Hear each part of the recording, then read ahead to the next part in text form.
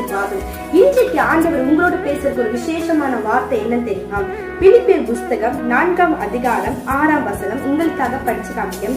நீங்கள் ஒன்றுக்கும் கவலைப்படாமல் எல்லாவற்றை குறித்தும் உங்கள் விண்ணப்பங்களை ஸ்தோத்திரத்தின் கூடிய ஜபத்தினாலும் வேண்டுதலினாலும் தேவனுக்கு தெரியப்படுத்துகிறார்.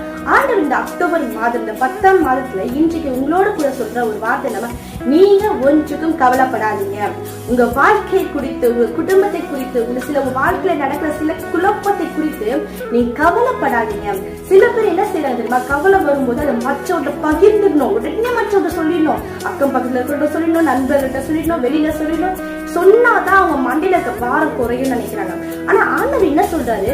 நீ ஒன்றுக்கு கவலைப்படாம நீ என்ன செய், என்கிட்ட வந்து உன் விண்ணப்பத்தினாலும் ஜபத்தினாலும் தெளிவுபடுத்து. ஆண்டவருக்கு நம்ம ஜெபிக்கும் போது நிச்சயமா ஆண்டவர் பதில் கொடுப்பார். உங்க சூழ்நிலைகளை மாற்றுவார், உங்க கவலைகளை அவர் மாற்றுவார்கள்.